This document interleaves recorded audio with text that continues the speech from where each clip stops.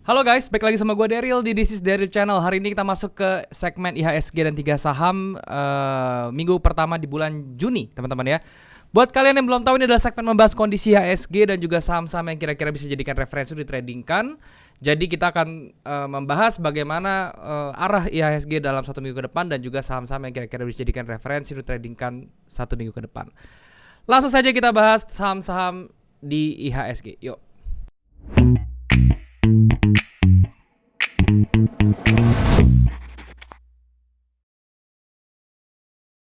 Nah teman-teman, kita sudah ada di indeks kita teman-teman. Kalau misalnya kalian bisa lihat di depan ini ya, ini adalah indeks IHSG. Saya menggunakan charting tools dari tradingview.com. Ini adalah charting tools yang saya gunakan untuk menganalisa saham dan juga kripto secara teknikal. Jadi kalau misalnya kalian belum punya charting tools, kalian bisa coba cek nih di tradingview.com ya. Kemudian kalian daftarnya secara gratis dan kalian langsung bisa menikmati fitur-fitur yang sangat-sangat berguna banget nih ya, dan itu secara gratis teman-teman. Tapi kalau misalnya kalian butuh fitur yang lebih lengkap, misalnya indikator lebih banyak, terus fitur backtest yang lebih detail, dan juga kalian mau ganti-ganti layout chart yang lebih nyaman gitu ya, kalian bisa coba yang pro-nya. Caranya gampang, kalian tinggal klik aja link yang ada di description di bawah, terus kalian tinggal pilih aja kalian mau beli versi pro yang mana gitu ya. Dari pro biasa sampai ke premium itu tentunya fiturnya beda-beda, kalian tinggal lihat sendiri aja ya. Tetapi ini memang berbayar ya teman-teman, tapi percaya sama saya ini worth it banget, oke? Dan di depan kalian ini sudah ada indeks kita, yaitu adalah IHSG. Dan kalau misalnya kita bisa review teman-teman, IHSG itu berhasil melakukan koreksi sampai ke area topnya teman-teman ya, yaitu di close di hari Jumat kemarin tuh di 7182 teman-teman. Artinya apa ya? Artinya IHSG itu berhasil untuk menutup atau mengimbangi seller-seller yang terjadi dari tanggal 28 April sampai tanggal 13 Mei, teman-teman ya. Itu ditutup dengan sempurna ya. So, dan dia sekarang berada di area supply tentunya, kalau misalkan kalian perhatikan juga, karena dia nutup gap di sini, dan dua candle terakhir ini ada rejection ke arah bearish. Walaupun dia menunjukkan arah bearish teman-teman ya, tetapi sekarang kita sudah bisa shifting, kita punya mindset bahwa penurunan yang terjadi nanti ya, kalau misalnya Senin itu akan terjadi koreksi ya, atau reversal gitu ya, itu hanya koreksi ya, kemungkinan besar hanya koreksi sampai kemana, sampai ke 6.800 ya. Jadi sekarang IHSG sudah memasuki form yang baru, yaitu masuk form sideways atau base teman-teman ya, yang mana dia tidak bearish lagi harusnya ya. So kita tinggal lihat nanti hari Senin, kalau misalnya dia bisa bikin swing high di sini, itu kemungkinan dia akan kedorong ke bawah atau melakukan koreksi sampai maksimal tadi saya bilang di level 6.850-an ya, sampai ke level situ, karena di sini ada demand area teman-teman. Oke, seperti itu ya, itu untuk IHSG-nya. Dan kalau misalnya kita lihat dari strength-nya juga teman-teman ya, ini dua candle bearish ini sudah ditutup ya dengan candle bullish, bahkan sudah melebihi range-nya ya teman-teman. Artinya apa? Artinya kedua seller yang sudah di sini sudah tidak dominan lagi. Sekarang berganti dengan dominasi si buyer teman-teman ya. Tetapi nanti kalau misalnya hari Senin kita bisa melihat penurunan yang cukup drastis lagi, let's say dengan momentum candle seperti ini, juga harus hati-hati kembali. Berarti seller yang ada di atas sini, di top sini itu masih sangat-sangat banyak ya. Cuman itu kemungkinannya sangat kecil. So nanti kita lihat aja di hari Senin apakah reversal dia itu wajar-wajar saja. Maksudnya wajar saja itu adalah dengan candle-candle yang tidak terlalu impulsif seperti yang ada di tanggal 9 Mei dan juga di tanggal 12 Mei ya teman-teman. Oke. Jadi IHSG ingat, penurunan penurunan itu hanya untuk koreksi. Mindset kita sudah di shifting, kita sudah bisa berekspek bahwa ketika dia sampai ke 6850 dia akan mantul lagi ke atas ya. Jadi untuk IHSG kondisinya seperti itu. Dan bagaimana kalau misalnya dia langsung break ke atas, itu menjadi sesuatu yang sangat bagus banget ya untuk IHSG. Kalau dia bisa langsung bergerak nanti hari Senin itu menembus level 7.300 sampai 7.400, itu berarti IHSG sudah masuki sudah membentuk fase bullishnya kembali teman-teman, yang mana badannya ini ya dia bisa 1:1 teman-teman ya, yaitu sampai ke kurang lebih sampai ke level 7.460-an. Oke, seperti itu ya. Jadi view saya tentang IHSG seperti itu. Kemudian kita ke saham-saham yang kemarin saya sudah singgung ya teman-teman ya. Yang pertama ada BBRI. Kalau misalnya kita lihat BBRI kita ya, ini sudah ke trigger entry kita, tapi sekarang kita berada di posisi floating minus ya teman-teman ya. Kita ke trigger di tanggal 31 ya. Kemudian harganya sempat bertahan sampai 4.630, tapi kemudian dikoreksi lagi, sekarang berada di 4.520. Berarti kita sedang floating minus sedikit sekali teman-teman, yang nggak nyampe 1%. Jadi ini apa yang kita lakukan, diemin aja. Kalau saya sih saya akan diemin aja. Saya masih menunggu target saya sampai ke level kurang lebih 4.830. Oke. Jadi untuk BBRI kita masih diemin ya. Kemudian ada Arto teman-teman. Untuk Arto juga dia harganya itu masih di situ-situ aja ya, belum kemana-mana. Kita masih floating profit, tapi floating profitnya itu sedikit sekali juga ya. Jadi saya juga sama, dua candle bullish impulsif ini itu yang membuat saya yakin kalau misalnya Arto itu masih ada tenaga untuk naik ya. Jadi Arto itu kembali saya tetap diamin aja sampai ke target yaitu di 12.050 ya. Untuk Arto seperti itu. Dan yang terakhir ada Elsa. Nah yang Elsa ini teman-teman ya, yang Elnusa ini lumayan teman-teman, kita sudah hampir menyentuh TP di 330, high-nya hari ini adalah di 326. Yang mana itu saya sudah langsung naikin saya punya stop loss ke BEP teman-teman ya. Jadi jangan lupa untuk naikin stop loss kalian tuh ke BEP. Kalian mau ambil setengah dulu juga boleh ya, di 325 ambil setengah itu nggak apa-apa.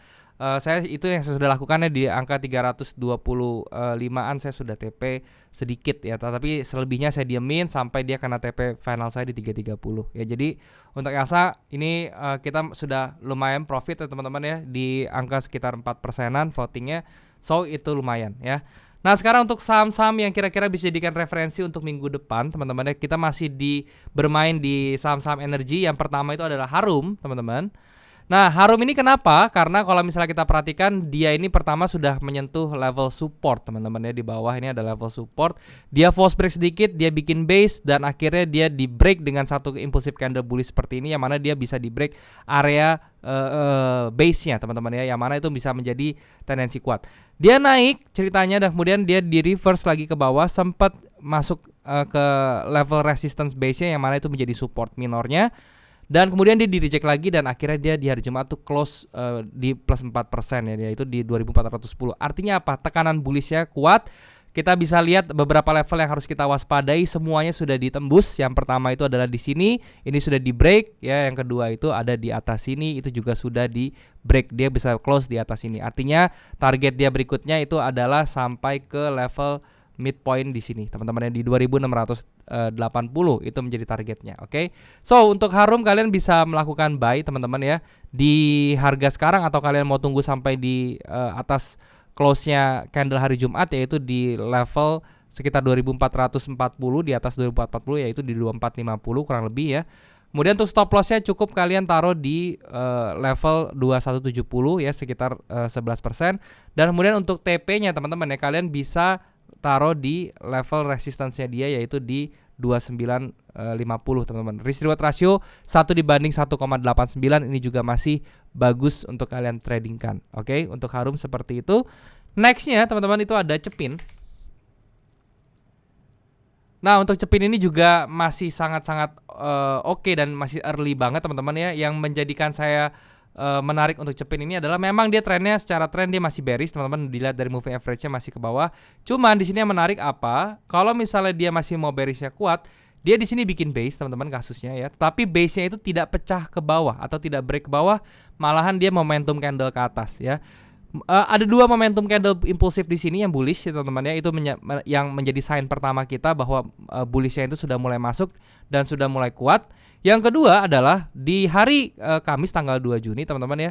Di hari di hari Kamis tanggal 2 Juni dia tuh didorong ke atas teman-teman ya. Sempat ditekan ke bawah tetapi di reject lagi ke atas. Jadi sehingga dia membentuk gravestone doji seperti ini. Tapi di hari Jumat tentunya dia bisa melakukan koreksi lagi, tapi masih di dalam range gravestone doji ini close-nya. Jadi menurut saya ini tendensinya masih bisa ke atas teman-teman. Oke. Nah untuk cari buy-nya gimana? Kalau saya pribadi ya saya sih bisa aja langsung. Kalau saya sih sebenarnya saya langsung masuk di harga sekarang. Tapi kalau kalian masih mau mencari aman yang lebih aman lagi, kalian bisa entry di angka 5.150-an ya. Tetapi ingat ya, di sini ada resiko nggak kejemput. Kemudian stop loss-nya tuh di 4.800. Kemudian untuk TP-nya kalian bisa di garis ungu putus-putus yang kedua ini ya, di 6.075.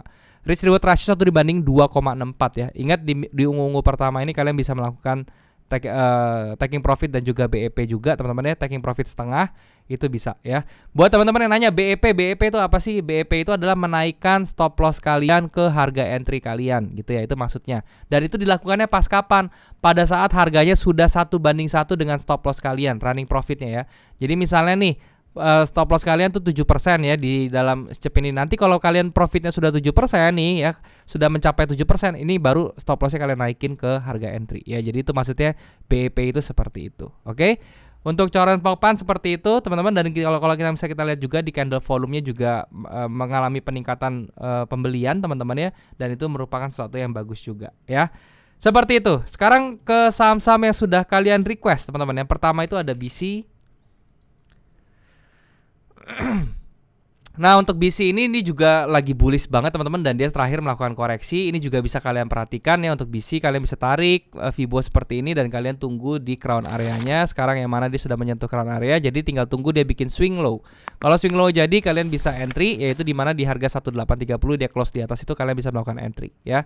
Ingat stop lossnya itu cukup di 0,786 yaitu di 1585 aja, nggak usah sampai ke bawah banget ya. Jadi kalau dia sentuh itu kalian cepat-cepat bisa keluar, nanti bisa masuk lagi di harga bawah lagi. Seperti itu ya. Untuk BC kayak begitu. Nextnya ada LSIP teman-teman. Untuk LSIP ini sendiri dia masih bergerak ranging atau masih bergerak sideways, yang mana sideways ini membentuk satu pattern teman-teman, yaitu patternnya itu adalah seperti ini ya. Jadi kalau misalnya kalian perhatiin, ini patternnya seperti ini ya, seperti flag kayak begitu ya, tapi flagnya dalam bentuk yang besar ya. Dan kalau misalnya kondisi di dalam flagnya ini, kalau misalnya kita lihat buyer versus sellernya itu, bearishnya ini atau sellernya ini masih mendominasi. Jadi kita ini masih harus hati-hati ya, jangan sampai kita gegabah. Kalau saya seperti ini, saya mendingan wait and see sampai dia bisa keluar dari zona base-nya ini, yang mana dia bisa break di dan bertahan di level 1495. Di atas level itu sudah aman ya. Jadi kalian bisa melakukan buy itu di atas area tersebut aja. Tunggu sampai konfirmasi itu terjadi, baru kalian bisa melakukan action. Kalau misalnya dia masih berada dalam range ini, itu harap hati-hati karena kalau dilihat dari range ini, buyer sama sellernya itu masih lebih kuat sellernya, dan juga volumenya ini juga masih belum menunjukkan buyer yang dominan ya, seperti itu. Itu untuk LSIP. Berikutnya ada CMPP.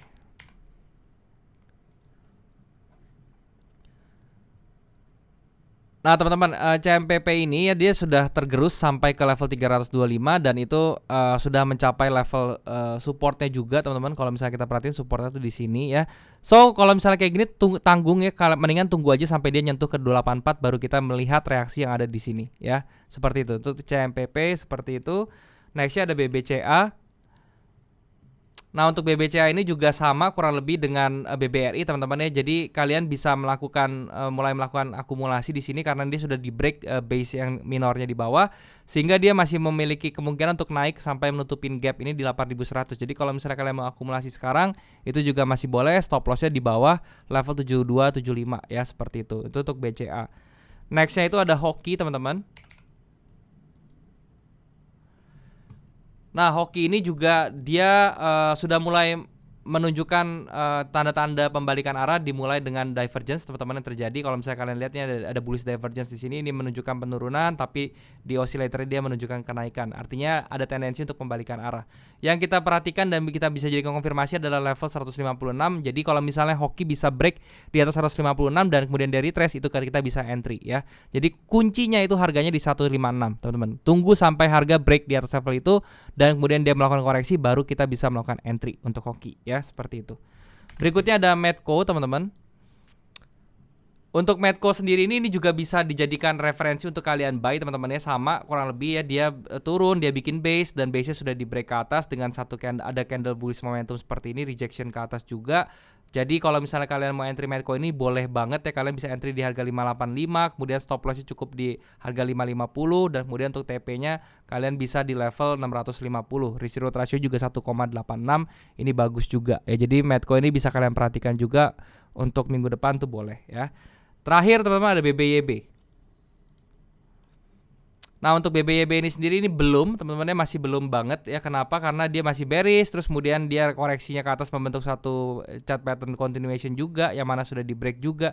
Jadi kedua candle terakhir juga bearishnya juga cukup lumayan. So ini menuju ke level mana? Sampai ke level 1010 kurang lebih teman-teman. Jadi kita tunggu 1010 ini ada level support juga di bawah teman-teman ya. Kalau misalnya kita perhatikan low di sini, ini ada supportnya di level 1000 sampai 1010. Itu kalian bisa perhatikan BBYB apakah nanti dia bisa membuat swing di situ atau bereaksi di situ. Kalau misalnya enggak, ya udah kita wait and see dulu. Masih banyak saham bank yang lain yang lebih menarik daripada BBYB ya. Tapi kalau untuk sekarang kita jangan dulu untuk buy karena dia tekanannya masih ke arah bawah atau arah bearish ya. Oke teman-teman, itu aja yang mau gue bahas. Ingat teman-teman, yang apa yang gue sharing di sini tuh hanya pendapat gue sebagai seorang trader. Gue bukan financial advisor. Jadi apapun yang gue sharing di sini jangan ditelan mentah-mentah. Kalian harus sesuaikan lagi dengan money management dan juga trading management supaya saya lebih optimal ya. Ini bukannya ajakan teman-temannya untuk kalian beli ya, tetapi ini hanya untuk sharing aja ke kalian bagaimana caranya untuk saya pribadi menganalisa saham secara teknikal itu seperti apa. Ingat, ini bukan ajakan, ini hanya sharing ide aja dan juga referensi supaya kalian juga bisa menjadi masukan buat kalian untuk jadikan referensi juga ya. Dan juga kalian jangan lupa untuk subscribe channel ini. Kalau misalnya kalian suka dengan channel ini, kalian juga bisa bantu like video ini dan juga share ke teman-teman kalian yang lain yang kira-kira membutuhkan informasi dari video ini. Kalian juga bisa komen di bawah kalau misalnya ada yang kurang dari video ini, atau kalian mau request tentang apapun yang mau gue bahas ke depannya. Selama itu berhubungan dengan forex, saham dan juga kripto, gue pasti akan baca komen kalian dan gue akan usahakan demi kontennya buat kalian. Nah, mungkin segini dulu aja teman-teman. Thank you sekali lagi buat kalian sudah menyempatkan diri nonton video ini. Dan juga jangan lupa hati-hati penipuan di Telegram yang mengatasnamakan gua dan ngasih iming-iming investasi dengan return yang sangat-sangat besar. Hati-hati karena itu adalah penipuan. Kalian jangan sampai transfer ya. Ingat, nggak ada investasi yang semanis itu. Oke? Thank you teman-teman sekali lagi. Sampai jumpa di next video. Jangan lupa semua orang bisa cuan. Salam sukses. Bye-bye.